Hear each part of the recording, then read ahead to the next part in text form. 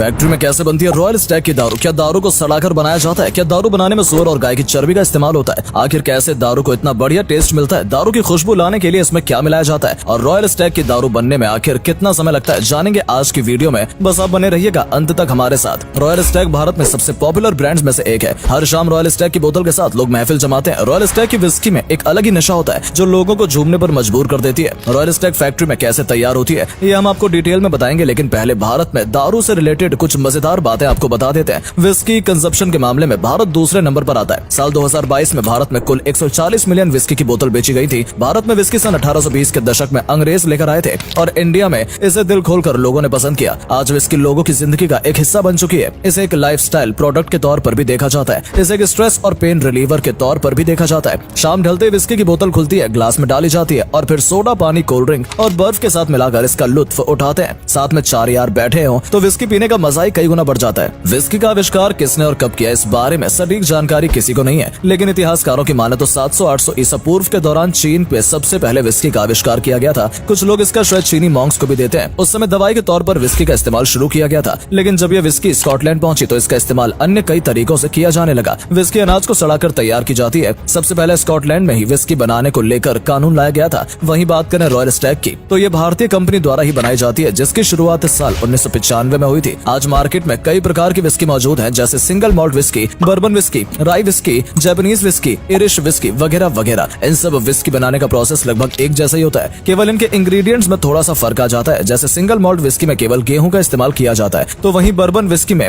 51% मक्का होती है। वहीं विस्की मक्का, ज्वार, गेहूं और अलग अलग मात्रा में मिलाकर तैयार की जाती है। चलिए जानते हैं कि आखिर रॉयल स्टैग दारू तैयार कैसे की जाती है। Selection and preparation. Royal Stag या फिर अन्य कोई भी दारू बनाने का सबसे पहला प्रोसेस होता है सिलेक्शन एंड प्रिपरेशन, जिसमें तय किया जाता है कि उसमें कौन सा अनाज कितनी मात्रा में मिलाना है। जो पानी विस्की बनाने के दौरान इस्तेमाल किया जाएगा उसमें कौन कौन से मिनरल्स होने चाहिए। अगर उस पानी में लाइम हो तो विस्की बनाने का प्रोसेस काफी सरल हो जाता है। रॉयल स्टैग दारू के लिए गेहूं और मक्का का इस्तेमाल किया जाता है। Malting process. सिलेक्शन के बाद बारी आती है माल्टिंग प्रोसेस की। गेहूं और मक्का को खेतों से सीधे फैक्ट्रियों तक लाया जाता है और उन्हें पानी में भिगोया जाता है। सभी अनाज को 2 बार पानी में अच्छे से भिगोया जाता है। ऐसा इन्हें साफ करने और अंकुरित करने के लिए किया जाता है। फिल्ट्रेशन के बाद ही दारू की असली खुशबू आती है। इसके बाद अनाज को सूखने के लिए खुली जगह में फैला दिया जाता है। इस अनाज को सुखाने के लिए कोयले के धुएं की मदद ली जाती है, जिससे कि विस्की स्मोकी बन सके। बड़े बड़े कमरों में अनाज को फैला दिया जाता है और वहां पर 2 दिन तक धुआं किया जाता है। करीब 70 डिग्री तापमान पर अनाज सुखाया जाता है। इस प्रक्रिया के दौरान एक खास प्रकार का एंजाइम प्रोड्यूस होता है जो आगे चलकर स्टार्च को सेलुलोज शुगर में कन्वर्ट करने का काम करेगा। आपको बता दें कि भारत में रॉयल स्टैग दारू 4 जगह बनती है, मुंबई, कोलकाता, दमन और गुड़गांव। ग्राइंडिंग। तीसरी प्रक्रिया होती है ग्राइंडिंग की, यानी सारा अनाज मशीनों में पीसा जाता है। सभी अनाज को एक समान नहीं पीसा जाता। करीब 70% अनाज मोटा रखा जाता है, 20% मीडियम और 10% अनाज का चूरा बना लिया जाता है। साथ ही एक उचित तापमान पर पानी मिलाकर अनाज को अच्छे से मैश किया जाता है। बड़े बड़े ग्राइंडर्स में अनाज ग्राइंड होता है। करीब 40 से 80 डिग्री तापमान वाले पानी में कुछ दिनों के लिए अनाज को छोड़ दिया जाता है। इस समय हमारे सॉल्यूशन में चीनी की मात्रा करीब 20 से 30% के बीच होती है। फर्मेंटेशन। रॉयल स्टैग हो या फिर अन्य कोई भी विस्की, ये दारू बनाने का सबसे जरूरी प्रोसेस होता है। सारे सॉल्यूशन से अनाज को अलग कर लिया जाता है। यह अनाज फेंका नहीं जाता,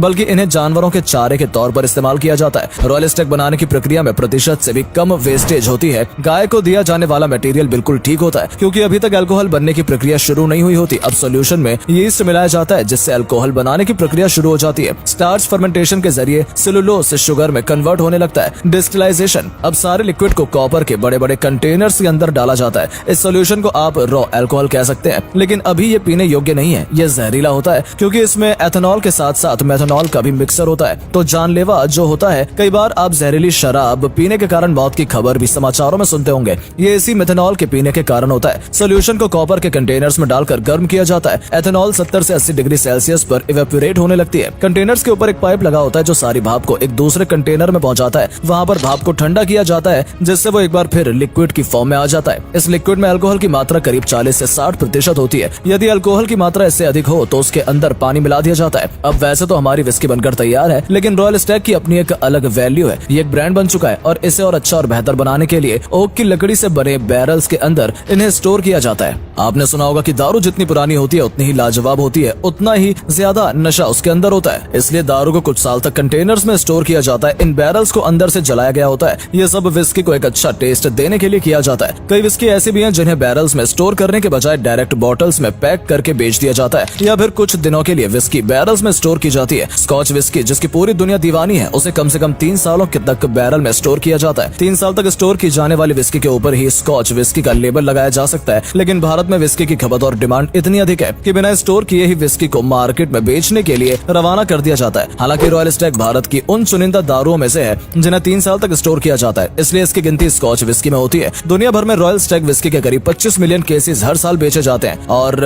एक केस में करीब 12 बोतल होती है। ये विस्की भारत में दुर्गापुर, मुंबई, गुरुग्राम और दमन एंड दीव में मैन्युफैक्चर की जाती है। आपको जानकर हैरानी होगी कि भारत दुनिया में विस्की उपभोक्ता के मामले में दूसरे नंबर पर आता है। इस लिस्ट में पहले नंबर पर फ्रांस है। भारत के बाद अमेरिका, ब्राजील जैसे देशों की बारी आती है। भारत में विस्की लाने का श्रेय अंग्रेजों को जाता है। सन 1820 के दशक में भारत में विस्की पहली बार लाई गई थी। आज भारत में विस्की इतने बड़े पैमाने पर बनाई जाती है कि दुनिया में सबसे 25 मोस्ट सेलिंग विस्की ब्रांड्स में से 13 भारतीय ब्रांड शामिल हैं और टॉप 5 में से 4 ब्रांड इंडियन ही हैं। मैकडॉनल्ड्स दुनिया में सबसे अधिक बिकने वाली विस्की है, जो कि एक इंडियन ब्रांड की विस्की है। इसके बाद ऑफिसर्स ब्लू, इंपीरियल ब्रू और रॉयल स्टैग का नाम आता है। 5वें नंबर पर स्कॉटलैंड की विस्की जॉनी वॉकर शामिल है। आज दुनिया भर में विस्की का क्रेज देखने को मिलता है। रोटी, कपड़ा और मकान के साथ साथ विस्की भी लोगों की जरूरत बन चुकी है। कोई भी पार्टी या समारोह विस्की की बोतल के बिना अधूरा ही नजर आता है। कई एक्सपर्ट्स और डॉक्टर्स का कहना है कि रोजाना थोड़ी सी मात्रा में विस्की लेने से हमारी बॉडी का इम्यून सिस्टम मजबूत होता है और कई प्रकार की बीमारियां भी दूर रहती हैं। हालांकि हर चीज की तरह ही विस्की का अतिरिक्त सेवन भी बुरा होता है, इसलिए इसकी आदत न डाली जाए तो ही बेहतर होगा। तो दोस्तों, देखा आपने आखिर फैक्ट्री में रॉयल स्टैग किस तरह से तैयार की जाती है। उम्मीद करते हैं कि आपको आज की ये वीडियो पसंद आई होगी। आपका पसंदीदा विस्की ब्रांड कौन सा है, कमेंट सेक्शन में हमें जरूर बताएं। आज के लिए इतना ही। आपसे फिर मिलेंगे एक नई वीडियो और ढेर सारी रोचक जानकारी के साथ। धन्यवाद।